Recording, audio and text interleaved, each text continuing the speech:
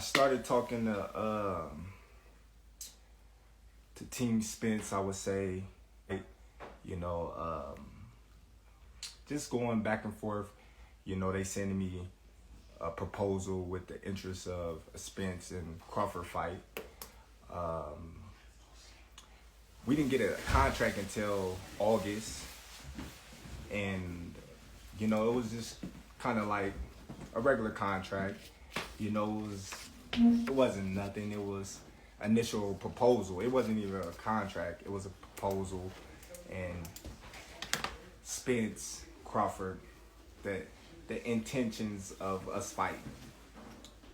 Okay, so we going on the basically the negotiations of what a contract would look like before we actually got the actual contract. Al goes in to saying a guy that I don't know, never represented me, not affiliated with Team Crawford, have no whatsoever place in Team Crawford's, you know, stable, representing me in a contract which I have no nothing upon that I agreed to. So basically that was a standpoint of what the contract would look like. So basically I'm talking to Al and I'm like, Al, come on, man, I don't even know this guy. You know, how can you do that? And he's like, well, the guy stated he's a part of your team and whatnot. And you know, we going back and forth, you know. I was a good dude, man. I was a, you know, charming guy, you know. He's a cool dude, you know. I kind of like talking to him, but at the same time, Spence is our guy. I'm not. So of course he's gonna do what's best for, you know, his fighter, his guy. That's like, you know, any other manager / advisor would do. He would do the best for his fighter. So, you know, me and Al, we talks on the phone, you know. I get advice from other guys in PBC. They tell me, you know, be careful, make sure the deal is right. They tell me, make sure you don't get fucked. You know, just normal things from guys that's in they stable that I'm friends with. You know, I honestly can say I'm friends with. So, you know, we going on and on, you know, and of course me and Al, you know, we going back and forth about, you know, the numbers. We not going back and forth about anything else. We just going back and forth about the numbers. All in all, I have 2 companies, you know, that reach out to me that, you know, wanted to give me and Spence $25 million guaranteed. $25 million guaranteed up front. So a real guy like myself, I call Spence. Hey, bro, look, listen, you know what I mean? I got this company that's willing to give us $25 million a piece, guaranteed. What's up? What you gonna do? He like, $25 million, what about the back end? I'm like, dude, listen, if they make their money back, then we get 80-20. You know what I mean? It's simple math. I said, man, we got people all still in the fight. They got the fire sticks. He laughed. He like, man, I got a fire stick too. I'm like, see? I'm like, man, ain't nobody really buying, you know what I mean, pay-per-views no more. I said, man, we get this upfront money and we good. It's a no-brainer. You know what I mean? But one thing about me and the difference between me and the difference between Spence is I'm really my own boss now and he's not. He got to go through Al. He got to go through, you know what I mean, his team and ask them if he can do certain things that I don't have to no more. Yeah, I might have had to when I was with Top Rank because I was signed to Top Rank and they was my promotional company. So of course I had to go to Top Rank and ask them to get me this fight or do this for me or do that for me because I was obligated to do certain things by their standard because I was signed to them. But now that I'm a free agent and I'm free to do whatever I want, I'm the one sitting at the table.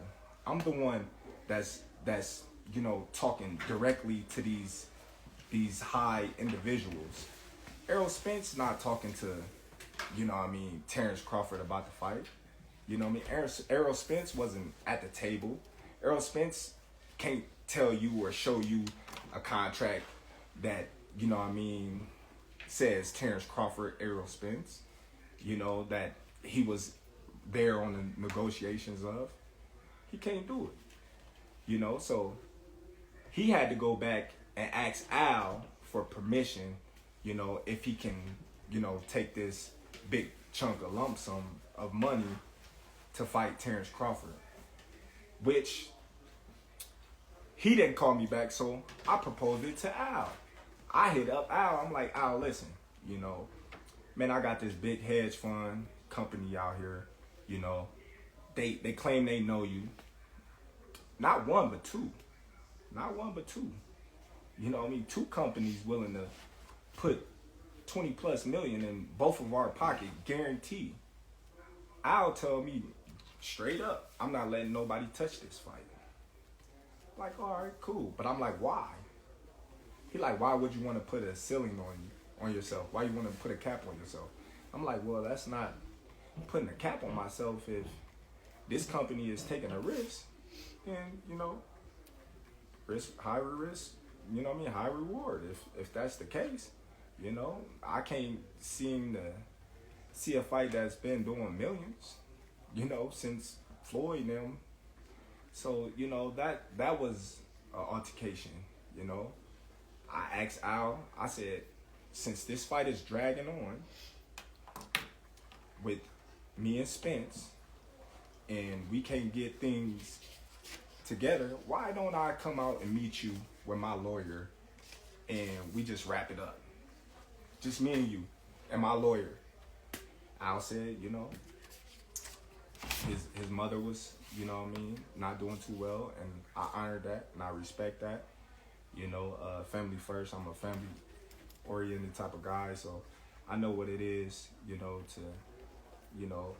put your family first. So I'm cool with that.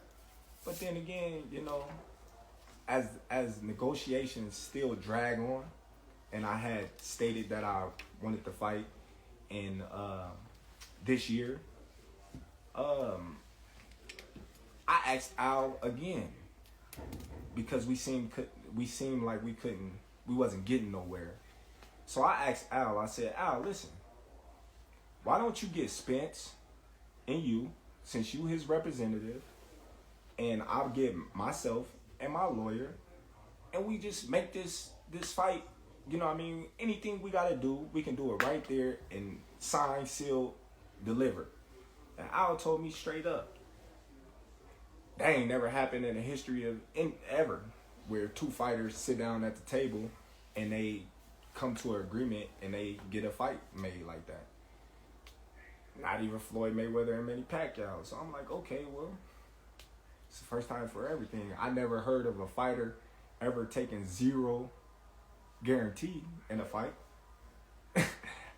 I never heard of a fighter of a 4-rounder taking 0% of a guarantee. That is something that's new to me, but that's something that I was willing to do to make this fight happen. A lot of people, they say, oh, well, Terrence, you ducked, or Terrence, you did this and you didn't want to fight Spence. I'm the only one that was taking all the risks. I told him, all right, cool. I take no guarantee. I take, the less end of the money. Whatever it is you want, I'll take it, because that's how much confidence I got that I'm going to beat that man. That's how much confidence I got I'm going to beat that man. So, even though I know I was getting fucked in the long run, I just, wanted a little transparency. I said, okay, if I'm gonna bet on myself and I'm gonna go against all the odds, then I wanna, a little transparency. Of course, I wanna be able to write off on, things that's gonna affect my check. Of course, I wanna see if the numbers add up to what they telling me. You're not gonna go in. It's just simple to me to think that a person will go in a business with a person 50-50, and this person would tell them, well, you got to give me 50% down, and I give you 50%, and then you say, oh, well, I'm not going to tell you how much we really made, but I'm going to just give you this. You just got to trust me. Come on now. It don't make no sense. I never was offered a guarantee, not once. I never, was given anything. But here, you want this fight? We gonna fuck you, and then, you got what you want. But, that's how much confidence and faith I have in myself.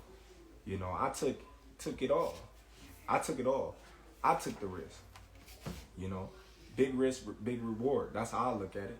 And I believe in my abilities, and I believe in myself. So I'm like, it's whatever. Errol Spence, he can't say the same. He can't say the same. He on audio saying Al Heyman go make sure he's good. He's in the best position to win this fight. Of course he is. He supposed to. You got everything surrounding you to help you. So people mad at me because Al told me if I don't take this fight, he's just gonna go and Errol Spence gonna make eight figures. He's gonna make 8 figures without me. So basically, he telling me, well, you take this fight or leave it, or you got nothing. Basically, because we've been dragging and dragging and dragging. So when I don't know, like, the type of caliber of people that he been dealing with or they been dealing with, but I'm not the type of guy to just sit on my ass and sit on my hands for no man to feed my family. So you mad at me for taking a fight with a tough opponent